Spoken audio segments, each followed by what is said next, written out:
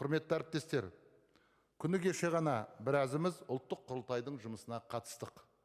Бүгінде ұлттық құрылтай ол жай ғана форум емес, ықпалды қоғамдық саяси институтқа айналды.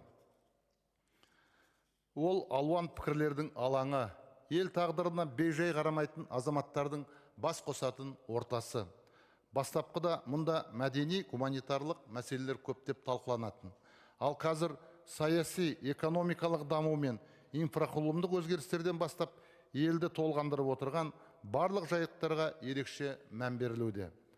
Ұлттық құрылтайдың әр отырысында мемлекет басшысы ел дамуының маңызды кезеңдерін қорытындылап, алдағы міндеттерді айқындауды игі дәстүрге айналдырды.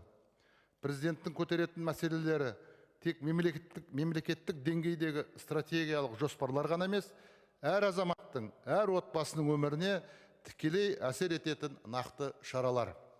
Сондықтан да халық бұл жиынды ерекше ықыласпен күтетіні бекер емес.